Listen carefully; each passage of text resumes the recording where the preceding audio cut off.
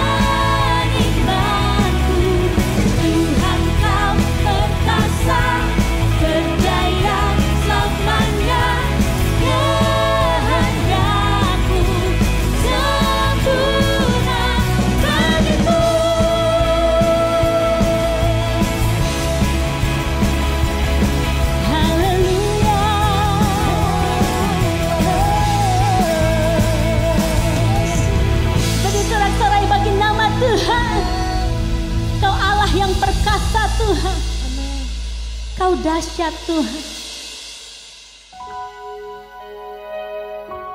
Kami tenang di dalam-Mu Tuhan. Kami sembah nama-Mu saat ini Tuhan Yesus.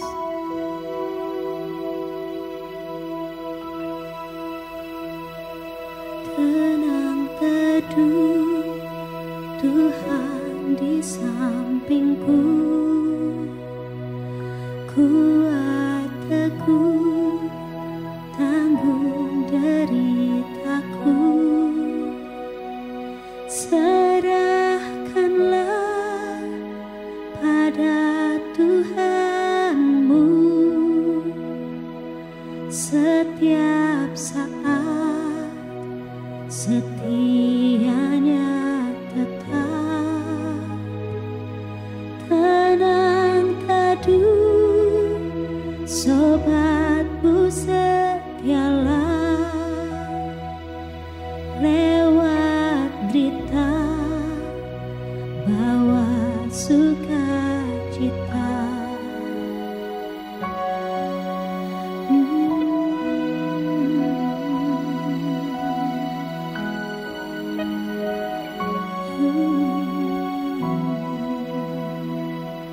Tenang teduh Tuhan di sampingku, kuat teguh tanggung deritaku, serahkanlah pada Tuhanmu setiap saat, setianya tetap. Tenang teduh sobatmu setialah, lewat derita bawa sukacita. Harapanku di dalam-Mu Tuhan, ku percaya Kau tak tinggalkanku, ku serahkan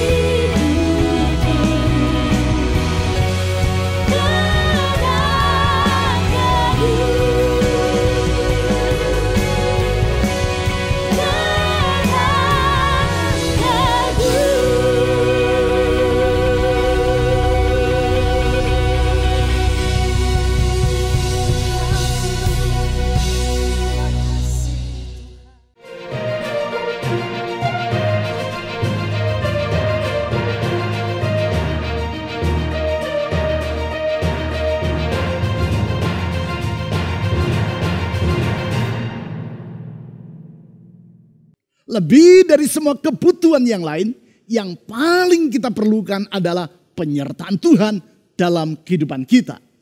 Bukan berarti kita tidak membutuhkan hal-hal yang lain. Tentu kita memerlukan makanan, minuman, pakaian, tempat tinggal, dan masih banyak hal lainnya. Kebutuhan akan semua hal tersebut tidak dapat kita nafikan. Namun lebih dari semua tadi, yang paling kita perlukan adalah penyertaan Tuhan. Yang saya maksudkan dengan penyertaan Tuhan di sini adalah relasi yang akrab dengan Tuhan. Karena Tuhan adalah sumber kehidupan kita. Hanya bila kita memiliki relasi dengan Tuhan, sang sumber kehidupan itu, barulah hidup kita akan benar-benar hidup, produktif, mengalami damai sejahtera, dan menyenangkan hati Tuhan. Prinsip yang penting ini dijelaskan secara gamblang oleh Yesus melalui gambaran tentang pokok anggur dan ranting-rantingnya. Dia, Tuhan, adalah sang pokok. Sedangkan kita adalah ranting-ranting dari pokok tersebut.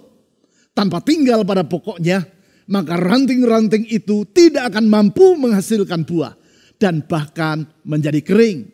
Demikianlah, tanpa memiliki relasi yang terus-menerus dibaharui dengan Tuhan, maka kehidupan kita akan menjadi gersang, hampa, dan tanpa makna. Pentingnya relasi dengan Tuhan ini mengingatkan saya pada kisah tentang iblis yang mengadakan pertemuan dengan asisten-asistennya, yaitu para setan. Sang iblis berkata, kita tidak bisa mencegah orang Kristen pergi ke gereja. Kita tidak dapat menghalangi mereka untuk membaca Alkitab dan terlibat dalam berbagai aktivitas pelayanan. Namun demikian, kita harus berupaya agar mereka tidak membangun relasi yang intim dan yang bersifat menetap dengan Kristus. Sebab bila mereka memiliki hubungan yang akrab dengan Yesus, maka kuasa kita atas mereka akan menjadi hancur berantakan. Oleh karena itu, biarkanlah mereka pergi ke gereja. Biarkanlah mereka sibuk terlibat dalam pelayanan. Namun, curilah waktu mereka. Yaitu supaya mereka tidak dapat membangun pengalaman yang intim dengan Yesus Kristus. Jadi inilah yang harus kalian lakukan. Alihkan perhatian mereka dari keakraban dengan juru selamat mereka. Dan halangi mereka dari memelihara relasi yang penting itu di sepanjang hari mereka. Bagaimana cara untuk melakukan hal itu? Teriak salah seorang setan. Buatlah mereka sibuk dengan hal-hal yang tidak penting. Dan penuhi pikiran mereka dengan rencana-rencana yang tak terhitung banyaknya. Jawab sang iblis. Pujuklah mereka agar berbelanja tanpa pernah merasa puas dengan semua yang telah mereka miliki. Sehingga untuk membiayai gaya hidup mereka yang mahal itu, mereka harus bekerja dari pagi sampai larut malam. Setiap hari, 7 hari seminggu. Penuhi pikiran mereka dengan berbagai keinginan dan jejali telinga mereka dengan berbagai suara sehingga mereka tidak dapat mendengar bisikan Tuhan yang berbicara di dalam hati nurani mereka. Jangan biarkan mereka merenungkan keajaiban Tuhan. Untuk itu, buatlah mereka sibuk menonton ini dan itu, berkutat dengan sosial media dan mengirim serta membaca pesan di handphone mereka. Dengan cara demikian, kalian dapat merusak keakraban mereka dengan Kristus. Pertemuan itu diakhiri dan semua setan pergi ke seluruh penjuru dunia. Dengan penuh semangat mereka melaksanakan perintah dan siasat yang diberikan oleh sang iblis. Yaitu dengan membuat orang Kristen menjadi sibuk dan terburu-buru di sana sini. Pertanyaannya, apakah saudara termasuk orang-orang yang telah terperangkap oleh bujukan para asisten dari sang iblis tadi? Sehingga dengan demikian saudara hidup dalam prioritas kehidupan yang keliru. Sebaliknya dari mengutamakan hal yang utama, justru saudara mendahulukan hal-hal yang bukan utama. Sebaliknya dari memprioritaskan relasimu dengan Tuhan, justru saudara mengorbankan relasi tersebut demi mengerjakan hal-hal yang lain. Sebaik apapun hal tersebut. Kalau situasi itu yang saudara alami, maka janganlah merasa heran bila akhir-akhir ini saudara merasa bahwa dirimu terus-menerus hidup dalam kelelahan. Bukan lelah secara jasmaniah belaka, namun terlebih lagi lelah di dalam jiwamu. Memang, disadari ataupun tidak disadari, sesungguhnya banyak orang yang hidup bagaikan seekor hamster yang berlari di sebuah rolling wheel. Secepat dan seberapa lama pun si hamster berlari, ia akan berlari di situ-situ saja. Energinya habis, ia kelelahan, dan tidak pernah mengalami kemajuan sedikit pun juga. Oleh karena itu, di sepanjang bulan ini, saya mengajak saudara mempelajari janji dan pertolongan Tuhan dalam memberikan kesegaran yang baru dalam hidup kita. Kesegaran yang baru sehingga saudara dapat menjalani kehidupanmu dengan penuh gairah, limpah dengan damai sejahtera, serta produktif. Itulah kehidupan yang refresh, kehidupan yang disegarkan. Kehidupan yang dicontohkan oleh para tokoh Alkitab, baik di perjanjian lama maupun perjanjian baru, termasuk diteladankan oleh Yesus sendiri. Di dalam Alkitab, kita dapat melihat bahwa sebaliknya dari hidup dengan prioritas yang salah, yaitu dengan mendahulukan hal-hal yang tidak seharusnya diutamakan, Yesus mengutamakan relasinya dengan Allah Bapa. Untuk itu secara berkala, ia menyisihkan waktu untuk berada di dalam keheningan. Waktu hening atau yang dalam bahasa Inggris biasa diistilahkan sebagai silence and solitude. Dari sekian banyak catatan dalam Alkitab perihal yang dilakukan oleh Yesus tentang hal itu, kita baca salah satunya, yaitu sebagaimana yang ditulis di dalam Markus pasal 1 ayat 35. Markus pasal 1 ayat 35. Pagi-pagi benar, waktu hari masih gelap, ia Yesus bangun dan pergi keluar. Ia pergi ke tempat yang sunyi dan berdoa di sana. Dari apa yang Yesus lakukan, yaitu sebagaimana yang dicatat dalam ayat ini, kita dapat melihat apakah yang dimaksudkan dengan waktu hening atau silence and solitude, serta pentingnya hal tersebut. Sedemikian pentingnya, sehingga sebelum ia melakukan hal yang lain, pagi-pagi benar, waktu hari masih gelap, Yesus memberikan waktu untuk mempraktikkan silence and solitude. Sebagaimana yang telah saya utarakan tadi. Bukan hanya kali itu saja Yesus pergi ke tempat yang sunyi untuk mengambil waktu agar berada di dalam keheningan atau melakukan silence and solitude. Di dalam catatan Alkitab berulang kali ia melakukan hal tersebut. Ada kalanya di siang hari, yaitu seperti yang dicatat dalam Markus pasal 6 ayat 31 sampai 32. Dan tidak jarang pada malam hari seperti yang antara lain dicatat dalam Matius pasal 14 ayat 23 dan Lukas pasal 6 ayat 12. Bahkan di awal pelayanannya, sebelum ia melakukan hal yang lain, Yesus terlebih dulu mengambil waktu untuk berada di dalam keheningan selama 40 hari di padang gurun. Yaitu seperti yang dicatat di dalam Markus pasal 1 ayat 9 sampai 12. Apabila Yesus yang adalah Tuhan dalam keberadaannya sebagai manusia di dunia 2000 tahun yang lampau memprioritaskan waktu hening ini serta melakukannya secara berkala, maka berarti kita pun perlu untuk mengerjakannya.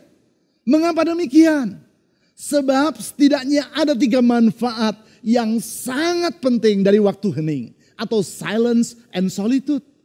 3 manfaat yang membuat hidup kita akan senantiasa berada di dalam keadaan yang refresh atau disegarkan. Ketiga manfaat tersebut adalah yang pertama, waktu hening adalah tempat perjumpaan dengan Allah. Saya ulang, waktu hening adalah tempat perjumpaan dengan Allah. Itu sebabnya sebagaimana yang dicatat dalam Markus pasal 1 ayat 35 tadi, Yesus bukan hanya mengambil waktu untuk berada di dalam keheningan, tetapi ia juga berdoa di sana. Mari kita baca kembali ayat tersebut untuk memperjelas apa yang telah saya kemukakan. Markus pasal 1 ayat 35.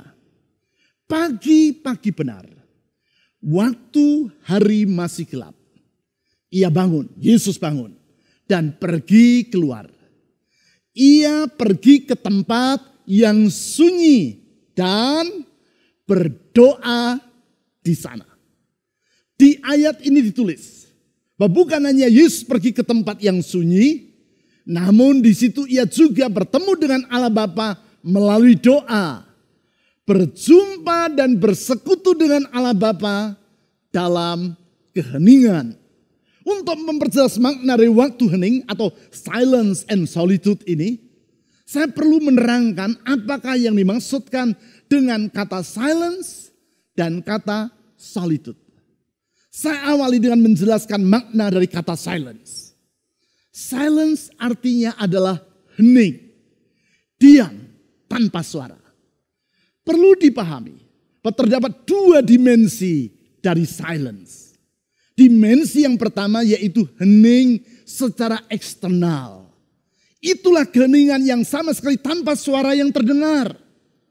Keheningan seperti itulah yang dimaksudkan dalam Markus pasal 1 ayat 35 tadi. Yaitu ketika Yesus di pagi-pagi benar, waktu hari masih gelap, pergi ke tempat yang sunyi. Artinya, ia mencari tempat di mana ia tidak akan terganggu oleh berbagai macam suara. Yang menjadi masalah, di masa kini tidaklah mudah bagi orang untuk hidup tanpa mendengar suara. Kesunyian bagi sebagian besar orang terasa sangat mengganggu, bahkan mungkin menakutkan. Karena orang dari sejak pagi sampai larut malam dikondisikan untuk terus-menerus mendengar suara. Tidak sedikit di antara saudara yang bangun pagi karena mendengar suara, yaitu suara alarm dari handphone yang saudara taruh di pinggir tempat tidur saudara. Begitu bangun tidur, tidak sedikit pula orang yang langsung menghidupkan pesawat televisi dan membiarkannya tetap menyala di sepanjang hari tanpa menontonnya. Karena bagi yang bersangkutan, apabila ia tidak mendengar suara, maka terasa di dalam rumahnya seperti ada yang kurang. Tidak cukup itu saja. Sementara berolahraga, ia juga mendengarkan lagu-lagu dari earphone pada telinganya. Demikian juga dalam perjalanan ke kantor dengan mobil. Tak lupa ia memutar lagu-lagu di sepanjang perjalanan. Bahkan tidak jarang orang yang hanya dapat tertidur apabila ia duduk di depan pesawat televisi yang berada di dalam keadaan menyala. Singkat kata, dari sejak membuka mata di pagi hari sampai ia memejamkan mata di malam hari, yang bersangkutan tidak bebas dari suara. Suara ini juga dalam bentuk membanjirnya pesan lewat sosial media yang memenuhi handphone kita. Perkembangan sosial media dan pengaruhnya yang luar biasa pesatnya, seperti yang ditulis oleh Thomas Friedman, jurnalis dan pemenang 3 kali hadiah Pulitzer dalam bukunya Thank You for Being Late. Alhasil, bagi orang-orang tertentu, satu-satunya tempat di mana ia tidak mendengar suara adalah ketika dirinya sedang berada di dalam kamar mandi. Itu pun kalau ia tidak membawa handphonenya ke dalam kamar mandi dan memutar lagu-lagu dari handphone tersebut.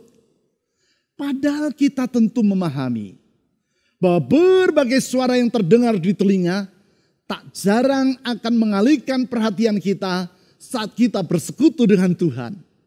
Itu sebabnya kita perlu mengambil waktu silence atau hening secara eksternal agar kita dapat berjumpa dengan Tuhan secara kusuk. Dimensi yang kedua dari silence adalah keheningan secara internal. Yang dimaksudkan dengan keheningan secara internal adalah bebas dari berbagai suara yang memenuhi pikiran kita. Untuk mengalami keheningan secara eksternal, tidaklah terlalu sukar. Saudara cukup mematikan semua sumber suara yang dapat mengganggu dirimu, seperti pesawat televisi dan handphone, ataupun dengan menyumbat telinga saudara dengan kapas atau menutupnya dengan bantal. Namun tidak demikian halnya dengan keheningan secara internal. Saudara dapat saja pergi ke tempat yang sangat sunyi sehingga telinga saudara tidak mendengar suara apapun. Namun secara mental saudara tetap mendengar berbagai macam suara di dalam pikiranmu. Suara dari teman Anda yang masih terus terngiang di dalam benak saudara. Suara dari pikiran-pikiranmu yang berfantasi tentang ini dan itu. Suara dari rasa khawatir yang mengisi jiwamu. Suara dari keinginan ini dan itu dan rencana tentang hal ini dan hal itu yang memenuhi hatimu. Untuk itu, saudara tidak dapat mematikannya seperti saudara mematikan handphone atau pesawat televisi. Bahkan tidak jarang, orang begitu masuk ke dalam keheningan, langsung pikirannya berkelana kemana-mana dan memikirkan ini dan itu. Alhasil, sulit bagi yang bersangkutan untuk sungguh-sungguh berdoa dan berjumpa dengan Tuhan dalam keheningan. Bagi yang bersangkutan, keheningan terasa sangat menyiksa dan membuat ia merasa kehilangan arah. Tak heran banyak orang yang hidup dalam keadaan lelah. Karena walaupun sesungguhnya ia memerlukan keheningan, tetapi sulit untuk mengalaminya. Khususnya dalam hal keheningan secara internal. Padahal kedua-duanya, baik keheningan eksternal maupun keheningan internal, sangatlah kita perlukan dalam kehidupan kita. Selanjutnya makna dari solitude. Solitude artinya dalam keadaan seorang diri. Yang dimaksudkan adalah saudara berada dalam keadaan seorang diri bersama dengan Allah. Itulah yang Yesus lakukan dalam solitude. Yaitu seperti yang dicatat di dalam Markus pasal 1 ayat 35 tadi. Ia pergi keluar dari rumah menuju ke tempat yang sunyi untuk berdoa dan bersekutu dengan Allah Bapa seorang diri di sana. Perlu dipahami bahwa solitude bukanlah isolasi. Dalam solitude saudara bergaul dengan Allah. Sedangkan dalam isolasi saudara melarikan diri dari dunia dan orang-orang di sekitar Anda. Dalam solitude saudara membuka diri terhadap Allah. Sedangkan dalam isolasi saudara menutup diri terhadap semua orang dan terhadap Allah. Dalam solitude saudara mendekat kepada Allah. Sedangkan dalam isolasi saudara menyendiri, menjauh dari realitas hidup. Sehingga hal tersebut membahayakan kesehatan dari jiwamu. Mungkin saudara bertanya, langkah-langkah praktis apakah yang saudara harus kerjakan untuk melakukan silence and solitude? Waktu kita kali ini tidak cukup untuk menjelaskannya secara rinci. Oleh karena itu, saya mengundang saudara agar mengikuti pertemuan tengah minggu atau midweek gathering yang dilaksanakan secara online pada hari Selasa, 3 Agustus, mulai pukul 7 malam. Saudara dapat mengikuti acara tersebut melalui YouTube channel yang sedang saudara ikuti ini. Dalam midweek gathering tersebut, saya akan menjelaskan langkah-langkah praktis untuk melakukan silence and solitude atau waktu hening. Bukan itu saja, saudara juga dapat mengajukan pertanyaan-pertanyaan kepada saya tentang seluk-beluk dan hal-hal praktis dari silence and solitude atau waktu hening tersebut. Jangan lewatkan kesempatan ini. Catat tanggalnya. Ikutilah pertemuan live yang akan dilaksanakan mulai pukul 7 malam tersebut melalui YouTube channel yang sedang saudara ikuti ini.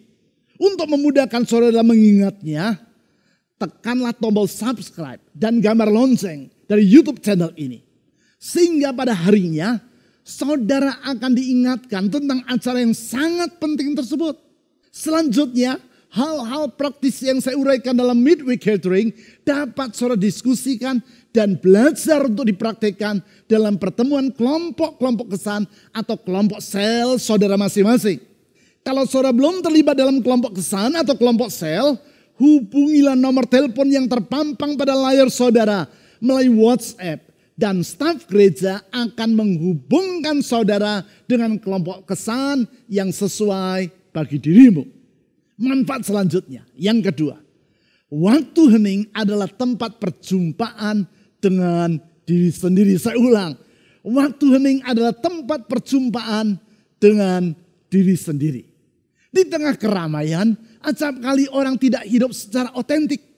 Yang bersangkutan hidup dengan dua wajah. Wajah yang pertama adalah kehidupan batiniahnya yang tidak nampak oleh mata dunia. Wajah yang kedua adalah kehidupan lahiriah yang ia tampilkan di depan umum. Kedua wajah tersebut tidak selalu bersifat sinkron. Bahkan tidak jarang bertolak belakang satu sama lain. Bisa jadi wajah yang ia tampilkan di depan umum adalah wajah yang tersenyum penuh dengan optimisme. Padahal wajah batiniah dirinya yang sesungguhnya dalam keadaan merana. Karena ingin menampilkan kesan yang gemilang di mata orang, bisa jadi yang ia tampilkan di depan umum adalah wajah yang alim. Padahal sesungguhnya kondisi batiniahnya dalam keadaan porak-poranda. Apabila orang terus-menerus hidup dengan dua wajah yang bertolak belakang, maka lama-kelamaan orang tidak dapat mengenali dirinya sendiri secara otentik. Ia menganggap dirinya dalam keadaan yang baik-baik saja. Padahal sesungguhnya kehidupannya dalam keadaan carut-marut. Namun dalam waktu hening atau silence and solitude, orang dipaksa untuk menghapus make up yang selama ini ia kenakan. Make up yang ia gunakan untuk menutupi bopeng-bopeng pada hatinya dari mata banyak orang. Make up seperti misalnya sebentar-sebentar berkata, puji Tuhan, haleluya. Padahal sesungguhnya hidup yang bersangkutan dalam keadaan jauh dari Tuhan. Melalui silence and solitude, yang bersangkutan akan dibawa untuk bertemu dengan dirinya sendiri dan mengenali keadaan dirinya yang sebenarnya. Perjumpaan dengan diri sendiri inilah yang dialami oleh Yesus di padang gurun, yaitu dalam bentuk pencobaan yang ia hadapi di sana. Tentang hal tersebut di dalam Markus pasal 1 ayat 12 sampai 13 ditulis sebagai berikut. Markus pasal 1 ayat 12 sampai 13. Segera sesudah itu Roh memimpin Yesus ke padang gurun. Di padang gurun itu ia tinggal 40 hari lamanya. Dicobai oleh iblis. Ia berada di sana di antara binatang-binatang liar. Dan malaikat-malaikat melayani dia. Di sini disebut Roh Allah memimpin Yesus ke padang gurun. Dan di situ 40 hari kemudian ia dicobai oleh iblis. Apabila Yesus pergi ke padang gurun secara harafiah, maka melalui waktu hening atau silence and solitude, kita masuk ke padang gurun dalam arti berada seorang diri dalam kesunyian. Di situ kita akan ditolong oleh Roh Kudus untuk mengenali diri kita sebagaimana apa adanya. Kita dapat melihat kekurangan dan kelemahan yang masih mewarnai hidup kita. Dan bertitik tolak dari situ, kita datang merendahkan diri, memohon anugerah Allah yang memulihkan hidup kita melalui Yesus Kristus. Itu sebabnya Henry Nouwen, teolog yang sangat terkenal dalam bukunya yang berjudul Making All Things New, An Invitation to the Spiritual Life, menulis, without solitude, it is virtually impossible to live a spiritual life. We do not take the spiritual life seriously if we do not set aside some time to be with God and listen to Him. Tanpa solitude, hampir tidak mungkin bagi kita untuk menjalani kehidupan rohani. Kita tidak akan menganggap bahwa kehidupan rohani sebagai hal yang penting jika kita tidak menyisihkan waktu untuk bersama dengan Tuhan dan mendengarkan Dia. Oleh karena itu, apabila saudara benar-benar ingin bertumbuh dalam kehidupan secara rohani, ambillah keputusan untuk menyisihkan waktu hening secara teratur di setiap hari. Waktu hening atau waktu teduh yang antara lain saudara lakukan ketika saudara melakukan ibadah harian di pagi, siang, dan petang hari. Sekarang, manfaat berikutnya. Yang ketiga, waktu hening adalah tempat pembaharuan. Saya ulang, waktu hening adalah tempat pembaharuan. Karena sesungguhnya keriuh rendahan suara, baik yang di luar maupun di dalam diri kita, sangatlah melelahkan. Dalam hal ini melelahkan jiwa kita. Oleh sebab itu dicatat dalam Alkitab, acap kali Yesus mengajak para muridnya untuk pergi ke tempat yang sunyi. Artinya mengambil waktu hening untuk beristirahat. Sebagai contoh, sebagaimana yang tulis dalam Markus pasal 6 ayat 30 sampai 31. Markus pasal 6 ayat 30 sampai 31. Kemudian rasul-rasul itu kembali berkumpul dengan Yesus. dan memberitahukan kepadanya semua yang mereka kerjakan dan ajarkan. Lalu ia berkata kepada mereka, marilah ke tempat yang sunyi, supaya kita sendirian dan beristirahatlah seketika. Sebab memang begitu banyaknya orang yang datang dan yang pergi, sehingga makan pun mereka tidak sempat. Di sini dicatat apa yang dilakukan oleh para murid Yesus sesudah mereka pulang dari melakukan praktik pelayanan. Mereka memberitahu kepada Yesus tentang berbagai hal yang mereka kerjakan dan ajarkan di dalam masa praktik pelayanan tersebut. Kita dapat membayangkan betapa antusiasnya mereka ketika menceritakan mujizat-mujizat yang terjadi dalam pelayanan yang mereka lakukan. Menanggapi semua laporan tersebut, Yesus mengajak para muridnya untuk pergi ke tempat yang sunyi supaya mereka berada dalam keadaan sendirian. Itulah silence and solitude atau waktu dalam keheningan. Selanjutnya Yesus menjelaskan tujuan dari ajakan yang ia berikan, yaitu agar mereka dapat beristirahat seketika. Kata beristirahat yang digunakan di situ dalam bahasa Yunani adalah anapauo, yang artinya adalah rest atau beristirahat, dan refresh atau disegarkan. Dengan kata lain, melalui silence and solitude, kita akan mengalami pembaruan dalam semangat kita. Kita akan mengalami pemulihan dari kelelahan dalam jiwa kita. Dan kita akan disegarkan dalam relasi kita dengan Tuhan. Yang menjadi masalah, di tengah tantangan dan kesulitan hidup yang sedang dihadapi manusia, tidak jarang orang justru mengabaikan pentingnya untuk mengalami penyegaran relasi dengan Tuhan ini. Yang bersangkutan sama seperti pohon yang berada di tengah kemarau yang panjang. Namun justru sang pohon tidak bersedia menjulurkan akar-akarnya ke sungai yang tidak pernah kering. Dan yang berada tidak terlalu jauh dari dirinya. Si pohon tidak menyadari bahwa yang paling ia perlukan di setiap keadaan adalah relasi yang erat dengan sang sungai yang adalah sumber kehidupan yang ia perlukan. Kalau sekarang saudara menyadari pentingnya untuk memelihara relasi yang akrab dengan Tuhan ini, tulislah pada kolom komen dari YouTube channel yang sedang saudara ikuti ini kalimat, hanya dekat Allah saja aku tenang, daripadanya lah keselamatanku. Atau kalimat yang lain yang mengungkapkan kesadaran saudara tentang pentingnya untuk mengambil waktu hening atau silence and solitude secara berkala. Untuk mempraktikkan silence and solitude, ada 4 langkah praktis yang perlu saudara lakukan. Yang pertama, pilihlah tempat yang terasa nyaman dan yang memungkinkan saudara untuk bersikap terbuka kepada Allah.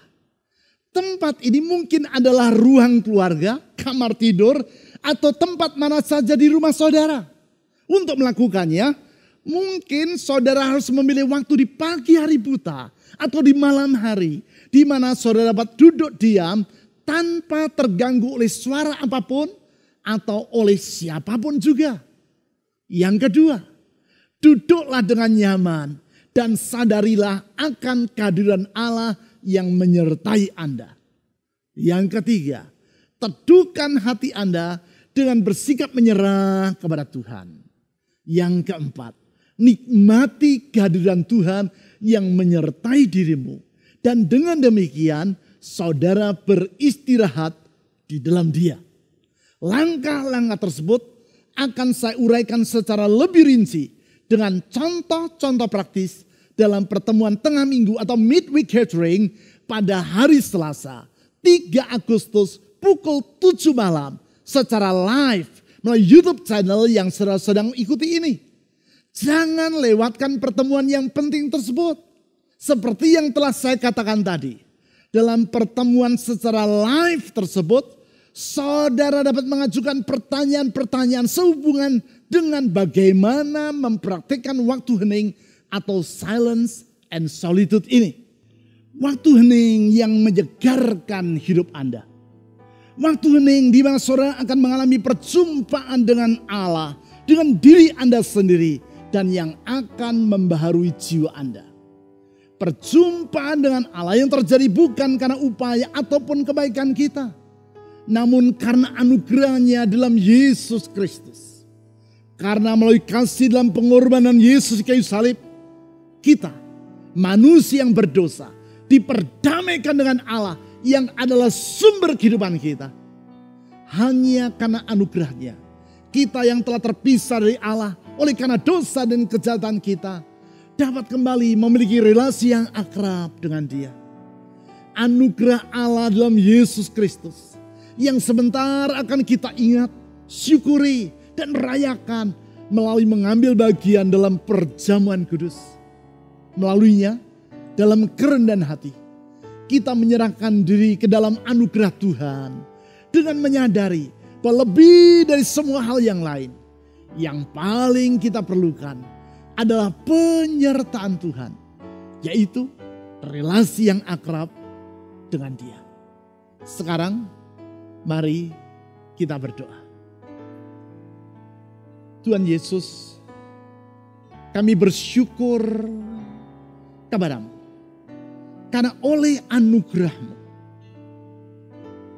kasih yang Engkau tunjukkan melalui pengorbanan-Mu di kayu salib, kami manusia yang telah terpisah dari Allah oleh karena kejahatan kami, dapat diperdamaikan kembali dengan Allah yang adalah sumber kehidupan kami.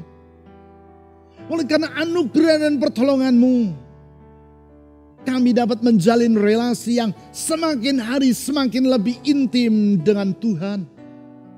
Oleh karena pertolongan dan tuntunan-Mu, relasi kami dengan Allah semakin hari bertambah akrab. Dan di sana kami mendapatkan damai yang sesungguhnya. Di situ kami mengalami sejahtera yang sebenarnya. Sehingga ketika dunia sedang bergolak, hati kami akan tetap teduh. Ketika dunia ini berada dalam keadaan lelah, hidup kami akan semakin segar. Tuhan Yesus, kami bersyukur untuk anugerah-Mu itu. Kami sungguh bersyukur cinta dan pengorbanan-Mu. Karena semua itu yang memberi pengharapan bagi kami. Pengharapan yang tidak mengecewakan. Pengharapan yang tidak akan pernah mengecewakan. Tuhan Yesus, saat ini saya berdoa untuk semua orang yang memanggil nama-Mu dan berseru kepada-Mu di dalam beban pergumulan hidup mereka masing-masing. Kami percaya kuasa-Mu tidak pernah berubah. Engkau sanggup melakukan segala perkara dan tiada yang mustahil bagi Engkau. Tuhan Yesus, ulurkan tangan-Mu yang menyembuhkan. Ulurkan tangan-Mu yang meneduhkan. Ulurkan tangan-Mu yang meneguhkan hidup ini. Bukalah jalan di saat tiada jalan. Ulurkan jawaban-Mu tepat pada waktunya. Karena kami percaya Engkau setia berfirman-Mu. Apapun yang Kau janjikan pasti akan Kau genapi dengan indah pada waktu-Mu. Oleh karena itu Tuhan Yesus, dalam syukur kepada-Mu dan iman kepada-Mu, kami memandang hari esok dengan yakin bahwa di dalam Tuhan Yesus ada pengharapan yang tak pernah mengecewakan. Di dalam nama di atas segala nama, nama Yesus Kristus Tuhan, Juru Selamat yang hidup, kami telah berdoa. Amin. Tinggal sertaku, Tuhan yang kudus, lapis kelilingku, Tuhan tinggallah.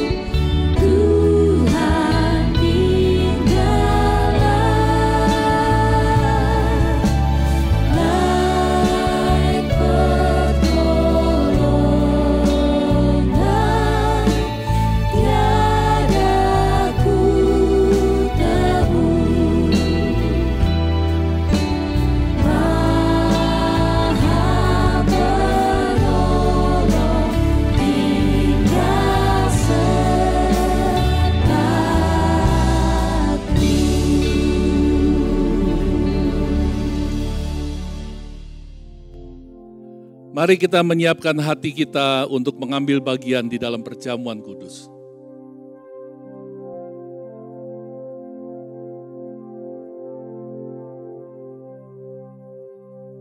Tuhan Yesus, kami datang kepadamu di dalam perjamuan kudus ini untuk mengucap syukur kepadamu dan mengingat korban-Mu bagi kami.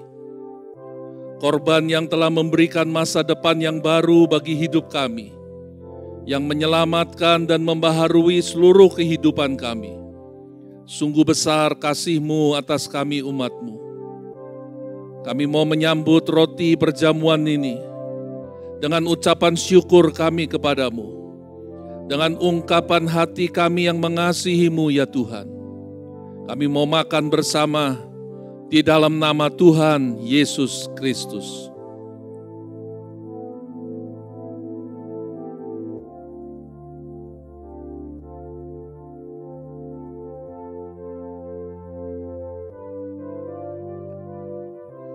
Demikian juga sesudah makan Tuhan Yesus mengambil cawan dan mengatakan,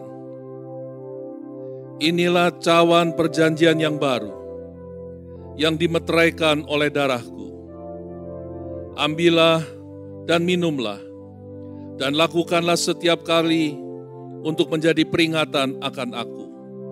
Sebab setiap kali engkau makan dan minum perjamuan ini, kata Tuhan Yesus, engkau memberitakan kematian-Ku sampai kesudahan zaman." Terima kasih Tuhan buat korban darah-Mu bagi kami, yang menyucikan hidup kami, membenarkan dan melayakkan kami. Kami menyambut sekarang cawan perjamuan yang kudus ini, dengan ucapan syukur kami kepadamu, di dalam nama Tuhan Yesus Kristus.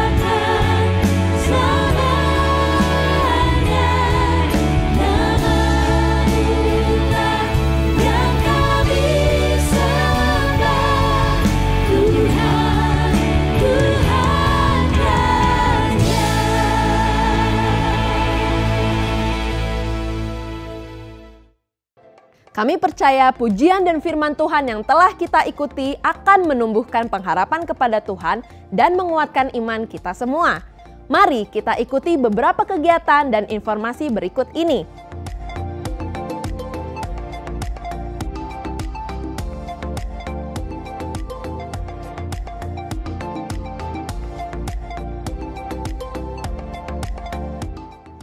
Jangan lewatkan pula untuk mengikuti ibadah doa pagi yang akan menolong Anda untuk membangun keakraban dengan Tuhan serta memperkokoh iman Anda. Ibadah doa pagi diadakan setiap hari Sabtu pukul 5.30 secara live streaming melalui YouTube channel Doa Fajar Pengharapan. Ibadah online GKPB Fajar Pengharapan dapat Anda ikuti setiap saat mulai hari Sabtu pukul 5 sore melalui YouTube, website, dan aplikasi yang tertera di layar. Berbagai informasi penting lainnya dari gereja kita dapat Anda ikuti melalui website www.fajarpengharapan.net atau melalui aplikasi GKPB Fajar Pengharapan serta Instagram GKPB Fajar Pengharapan. Bapak Ibu Saudara sekalian, tetaplah disiplin dalam menerapkan protokol kesehatan 5M, yaitu memakai masker, mencuci tangan, menjaga jarak, menghindari kerumunan, dan mengurangi mobilitas. Kami menantikan kunjungan Anda berikutnya. Sampai jumpa.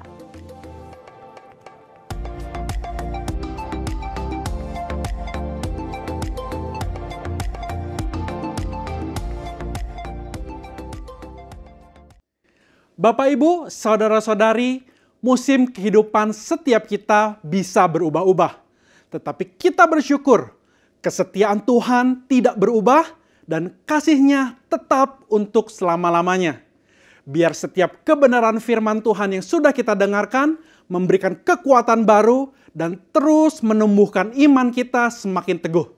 Kita akan mengakhiri ibadah online pada hari ini. Mari kita berdoa. Tuhan, di luar Engkau kami tidak bisa berbuat apa-apa. Hanya Engkau yang dapat kami andalkan di masa-masa yang tidak mudah ini. Kami mau tinggal di dalam Engkau, karena di dalam Engkau ada kekuatan yang sejati. Saat ini, biar setiap ketakutan, kekhawatiran, kekecewaan, dan keputusasaan dipatahkan di dalam nama Tuhan Yesus. Dan biar damai sejahtera, sukacita Kristus memenuhi hati setiap kami saat ini. Setiap yang sakit, Engkau pulihkan, biar ada kesembuhan yang sempurna. Yang sedang bergumul dengan pekerjaan dan keuangan, biar berkat-Mu tercurah bagi jemaat-Mu. Kami juga mau memberikan persembahan dengan iman dan penuh ucapan syukur, biar persembahan ini berkenan bagi-Mu. Terima kasih Tuhan, kami mau menyerahkan seluruh kehidupan kami ke dalam tangan-Mu yang penuh kuasa. Di dalam nama Tuhan Yesus kami berdoa. Amin.